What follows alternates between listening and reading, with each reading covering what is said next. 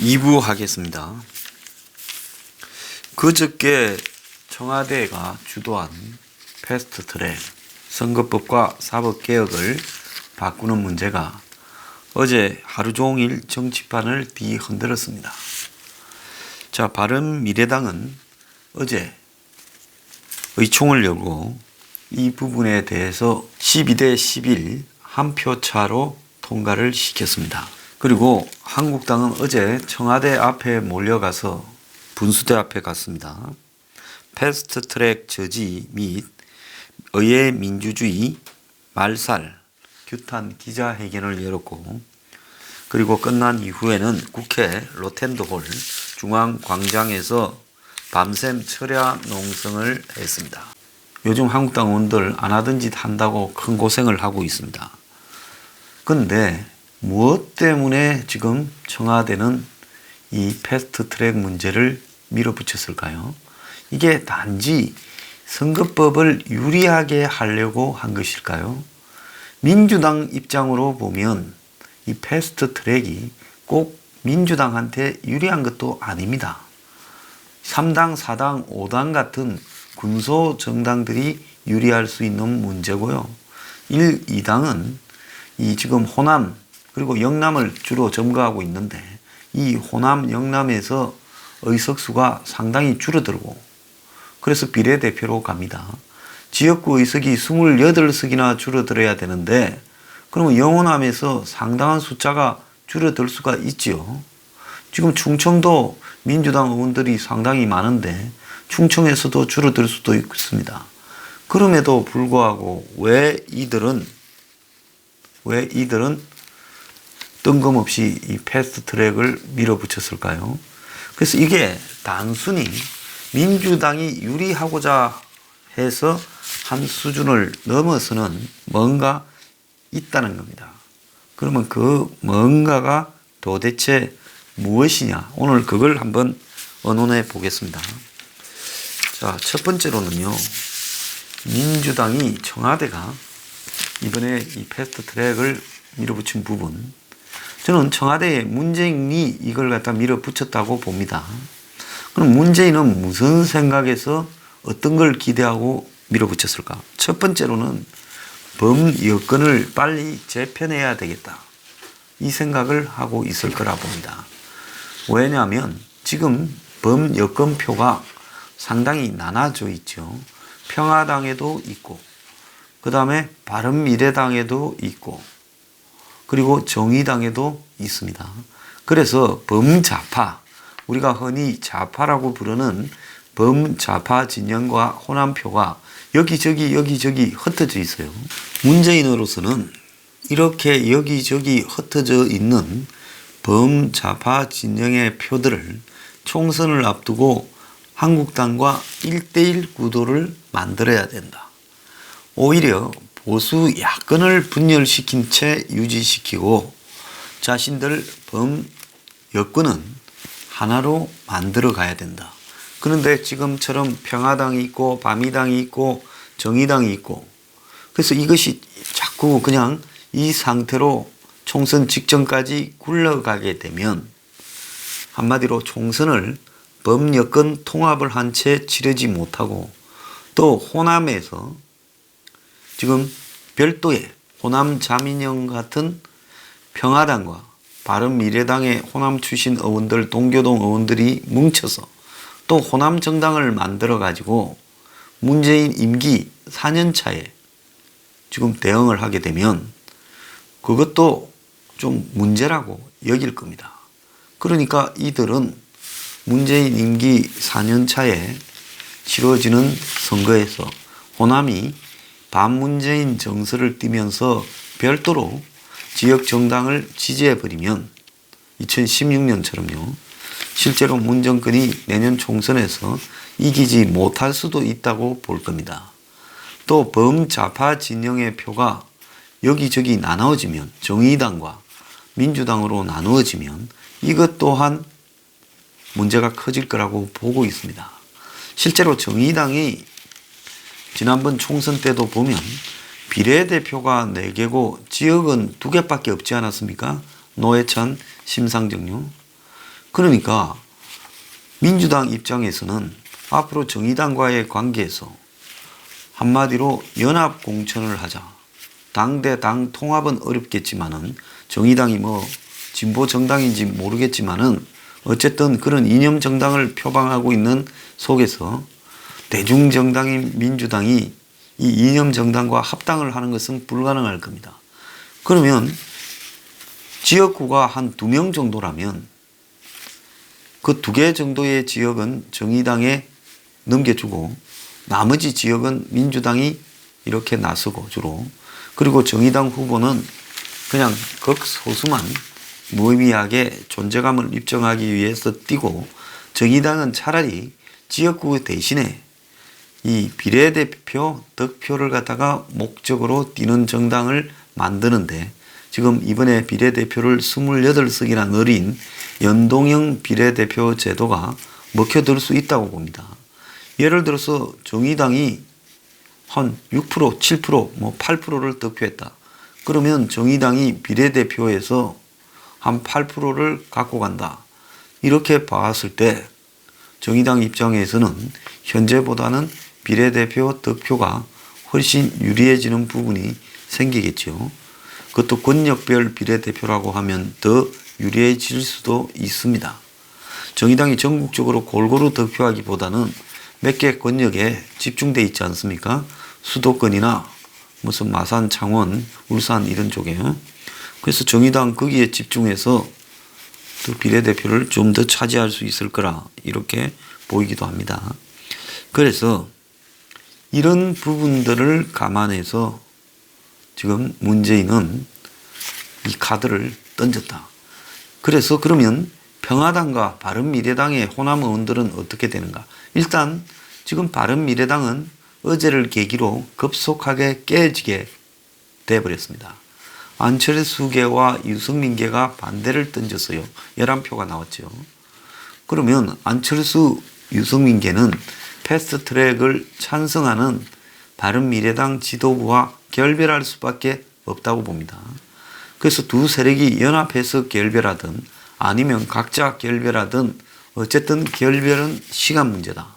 근데 두 세력도 지금 취약하기 때문에 이 유승민, 안철수가 한시적 동거를 하면서 같이 갈 수도 있다. 왜냐하면 지난 대선에 보면 안철수가 22%, 유승민이 6% 이랬으니까 두 세력을 합치면 산술적으로는 28%. 물론 현재는 그보다 훨씬 축소되어 있지요. 그렇지만은 이 둘이 합쳐서 있을 때 이 상징적인 효과는 있을 수 있다. 그래서 나중에 한국당과 범보수 통합을 이룬다 하더라도 이 둘이 각자 있는 것보다는 합쳐서 있는 것이 낫다. 지금 한국에 보면 온건 보수, 합리적 보수 세력들도 한 15% 안팎의 지지를 가지고 있다고 봅니다. 여기에 중도 성향까지 합치면 한 25 정도까지의 이 완충적인 부분 중간에 자신들의 지지 영역이 있다고 보기 때문에 이들이 당분간 버티면서 총선까지 밀고 가다가 막판에 한국당과 통합할 가능성도 있다고 봐요. 그러니까 바른미래당은 두 조각이 나서 한 조각은 평화당, 한 조각은 한국당으로 합쳐질 가능성이 있습니다. 근데 여기에서 중요한 것은 그러면 합쳐진 평화당과 바미당 호남 세력이 총선까지 그대로 갈 거냐 아니면 민주당과 통합할 거냐라는 부분인데요. 현재 상황으로 보면 통합이 어려울 수 있을 것이다 라고 보이지만은 문재인 입장에서 봤을 때, 자, 전번에도 제가 한번 말씀드렸었지만 통합을 하게 되면 민주당의 비주류가 커집니다. 그래서 임기 말에 그 비주류가 문재인의 반항을 해서 나름대로의 정치적으로 등을 돌리는 구심점을 만들 수 있다. 지금 비주류 상당수를 국민의당 떨어져 나갈 때 내보내버렸기 때문에 그동안 당은 거의 문재인 천하였습니다. 그런데 거기에 다시 호남을 넣어줘서 할 것이냐. 그래서 이 부분에 대해서 시간을 가지고 좀 판단을 할 거라 봐요. 일단 호남 세력을 한 개의 당으로 모이게 하는 것이 일단 신속한 필요성이 있다. 그것도 선거 전에 이합 집산이 되면 대처를 못할 수 있으니까요. 선거가 1년 남았을 때 바미당 일부와 평화당이 하나가 되고, 그래서 이렇게 하나가 된 호남 정당을 향해서 문재인은 여론의 추이를 이렇게 계속 재볼 거라고 봅니다. 그래서 이들이 합쳐진 다음에도 세력이 크게 영향력이 있는가 없는가. 그래서 이들 영향력이 커져서 이들을 감당하기 어렵다라고 생각이 되면 그때는 위험 부담을 감수하고도 이들과 합당을 해서 일부는 공천을 통해 쳐내고 몇 명은 살려주면서 가려고 할 거라고 봅니다. 그래서 합당할 때는 가전 술수로 꼬덕여서 일단 들어와서 공천을 할 때는 공정하게 객관적으로 하자. 이렇게 해놓고는 공천 때 학살할 수 있겠죠. 공천 칼자루는 문재인이 쥐고 있을 거니까요.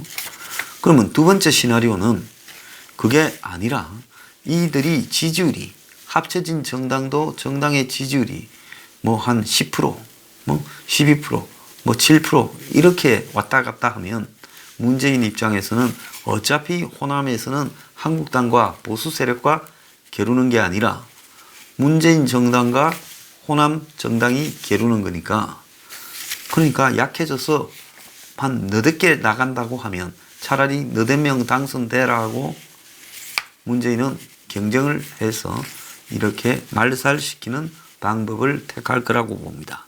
그래서 이게 빨리 정계 개편을 유도해야지 계획을 짤 수 있는데, 그러지 않으니까 여론조사를 제대로 할 수도 없어요. 정리가 안 된 상황에서. 호남표가 여기저기 흩어져 있으니까 막판에 어떻게 작용할지 판단이 안 서는 부분이 있다는 겁니다. 그래서 지금쯤 정계 개편을 유도해서 호남 정당을 하나로 만들어 놓고 민주당과 호남에서의 경쟁력 부분을 면밀히 여론조사를 통해 체크한 다음에 이 정도는 밟을 수 있다고 생각이 되면 호남에서의 경쟁으로 소멸시킬 거고, 아니다 저 사람들이 또 지난번처럼 싹쓸이 하거나 절반 이상 갖고 가고 우리가 밀린다 생각이 들면 그때는 아마 이제 합치자고 하고 공천에서 손을 쓰려는 꼼수를 쓸 거라고 봅니다.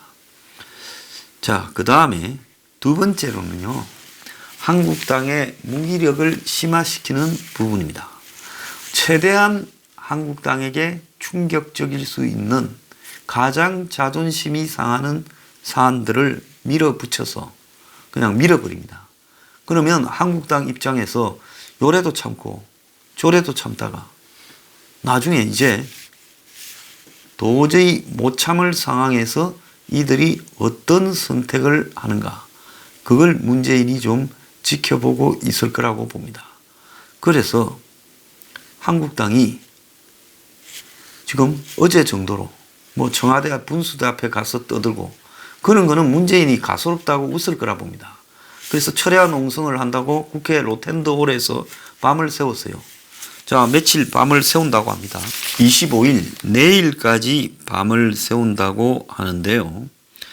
25일이 왜 25일인가 하면 정치개혁특위와 사법개혁특위, 정치개혁특위에서 선거법 관련을 다루고 또 사법개혁특위에서 검경수사권 조정이나 공수처 문제를 다루니까 그 특위가 열리는 내일까지 이렇게 농성을 계속 한다라는 겁니다. 자, 그러고는 27일 날 광화문 앞에서 문재인 올스톱 이런 국민이 심판합니다라는 제목의 장외 집회도 열겠다고 합니다. 그런데 한국당이 다 아시다시피요, 이런 농성이나 투쟁에 천부적으로 취약합니다. 과거에 이런 부분에 딱 한 번 이렇게 한국당이 계열해 보수 정당이 그럴 수도 있구나 하는 걸 보여준 거는 2004년입니까? 총선을 앞두고 그때 박근혜 전 대통령이 당 대표가 되어서 한마디로 당사를 이 선거 부정에 대한 부분으로 국가에 헌납하고 연수원도 헌납하고 천막 당사를 치고 강서구 염창동입니까? 허름한 건물로 이렇게 가서 거기에 당사를 삼은 적이 있습니다. 그래서 천막 당사와 또 강서구의 허름한 건물로 이렇게 이사를 간 그때 한국당이 그나마 야당다운 면모를 잠깐 좀 보였던 부분입니다. 그 이후에는 이 한국당 계열의 보수 정당이 야당을 하면서 제대로 야당다운 모습을 보여준 경우가 저는 없었다고 봅니다. 김대중 정권 때 한나라당 대표를 하면서도 그 대표 본인은 그나마 카리스마가 좀 있어서 이런 이 투쟁 의지를 보였지만 시종 일관 오히려 여건에 의해서 각종 의혹에 시달리고 제대로 투쟁하지 못하면서 2002년 12월에 노무현에게 대선을 패배했다고 봅니다. 그때도 사실상 정상적으로는 도저히 질 수 없는 대선을 패배해버린 것이죠. 자, 그렇기 때문에 지금 황교안 나경원 체제라는 부분에 본질적인 취약성과 두려움은 이들이 투쟁에 대한 DNA 자체가 없는 사람들이라는 겁니다. 저보고 요즘 이런 비판을 한다고요. 조직적으로 몰려와서 아주 난리 지랄들입니다. 그래서 저는 그렇게 하든가 말든가 제 할 이야기는 하려고 합니다. 그렇게 할수록 저 같은 사람은 오히려 더 열심히 한국당을 비판해야 되겠다. 왜? 지금 비판해야죠. 선거 앞두고 비판하면 저보고 그때는 그야말로 진짜 문재인의 간첩이라고 난리들 칠 거 아닙니까? 지금도 벌써 그런 소리 하는 놈들이 있는데요. 그래서 지금 비판을 하겠습니다. 그래서 선거 앞두고 제대로 될 수 있도록 해야죠. 지금도 이러고 선거 앞두고 그러면 아예 저 당은 잊어버리는 게 나을 거라고 보고 있습니다. 그때는 저 당을 어떻게 해체하는가에 대해 이제 총선은 포기하고 문재인 독재가 가속화되는 속에서 국민들이 어떻게 정신을 차려서 대선에서 최후의 요즘 뭡니까? 어벤져스 엔드게임이라는데 2022년 5월 대선이 저는 한국의 정치를 한국의 운명을 좌우할 엔드게임이 될 거라고 보고 있습니다. 그래서 거기에 집중하는 게 낫다라고 봅니다. 자, 그래서 문은 지금 한국당의 지도부의 성격을 너무 잘 알기 때문에 계속 밟아가고 있는 것이다. 자, 그러면 밟히는 대로 이렇게 밟히는 게 아니라 꿈틀거리기는 하는데 지렁이도 꿈틀거리긴 하지 않습니까? 그런데 문제는 그 꿈틀거림이 정치적으로 해석했을 때는 아무런 의미가 없는 형식적인 꿈틀거림이다. 이렇게 비추어진다면 한국당은 미래가 없고요. 현재 한국당 지도부가 빨리 교체되어져야 된다. 총선에. 저는 그렇게 봅니다. 그렇기 때문에 지금 황교안이 대선 후보 여론조사에서 얼마가 나오는가 이런 게 중요한 게 하나도 아니에요. 그건 아무 의미 없어요. 인지도 조사에 불과하고 정치 안 한다라는 유시민이도 지지율이 좀 나오지 않습니까? 이낙연 같이 문재인의 꼬봉에 불과한 저런 허수아비도 지지율이 1등 나오기도 합니다. 그러니까 대선 후보 지지율이라는 것은 지금 현재에서는 아무런 의미가 없는 것이고 그걸 가지고 황교안을 중심으로 단결 하다가 몽땅 한 방에 말아가지고 고스톱 치다가 3점 났으면 그만해야 될 건데 고고 부르다가 마지막에 완전히 그냥 덮어서는 독박을 당하는 수가 생길 수 있는 겁니다. 그렇기 때문에 그런 부분은 막아야 되지 않겠습니까? 그래서 문재인이 지금 야권의 반발을 테스트하고 있다. 그래서 패배의식을 일상화시켜서 점점 심하게 야권을 의식하지 않고 지 하고 싶은 대로 안하무인으로 지금 해나가고 있는 것이다. 지금 이렇게 봅니다. 세 번째로는요. 자, 지금 총선을 앞두고 문재인의 지지율이 지금 40%의 후반에 박스권에 고정됐다. 이런 말이 있습니다. 리얼미터 요즘 여론 조작으로 비판을 받고 있는 리얼미터에서 47%의 지금 지지라고 발표를 했습니다. 지난주하고 거의 비슷하다. 그래서 긍정이 부정보다 약간 높은 47%, 부정은 46%. 여기에 몇 주째 지금 가둬놓고 있어요. 문재인이 미국 갔다 왔다 해서 한번 올려보려다가 아무리 여론을 조작하려 해도 그래도 좀 건덕지가 있어야 조작을 해주지요. 그러니까 47% 뭐 7, 8, 6 여기에 왔다 갔다 하게 지금 해놓고 다른 여론조사 회사들도 여기에 맞추어 가고 있습니다. 그래서 제가 볼 때 여론조사 회사들의 한마디로 무슨 협의회가 있느냐. 그래서 만나서 거기에 이제 간부들이 만나서 매주 회의를 하면서 너희들은 이번 주에 몇 프로로 할래? 우리는 욕을 좀 먹었으니까 이번에는 약간 낮출게. 그럼 우리가 요 정도로 유지할게. 니는 우리 비슷하게 1, 2% 안에 넣어놔라. 이런 식으로 서로 좀 협의를 해서 처리하고 있는 게 아닌가 하는 의심이 들 정도로 지금 이들이 수상합니다. 이 문제는 나중에 제가 따로 이야기하겠습니다. 어쨌거나 이런 입장에서 봤을 때 문재인은 지금 자신의 지지층을 최대한 결집시켜야 될 필요가 있어요. 그럼 어떻게 결집시키느냐? 총선 분위기를 조기에 점화시켜 가지고 우리가 미워도 우리를 버릴 거요, 지지할 거요 해서 자신의 지지층들을 완전히 조기에 총결집시켜서 지금부터 내년까지 1년 동안을 총선 분위기로 밀고 갈 거라고 봅니다. 실제로 문재인의 이 지지층이 최근에 좀 결집하는 경향성도 보이고 있어요. 왜 그러냐 하면 이게 문재인이냐 한국당이냐 둘 중에 선택을 하라고. 호남이나 뭐 오리지널 좌파 진영이나 아니면 비판적 문재인 지지층에게 물으면 그들은 어떻게 하겠습니까? 한국당보다는 그래도 문재인이 문제가 많아도 낫다. 황교안보다는 문재인. 그들은 그런 선택을 하겠죠. 그래서 이들이 문재인한테 이완되어서 느슨해져 있었는데 이제 총선을 앞두고 선택을 하라.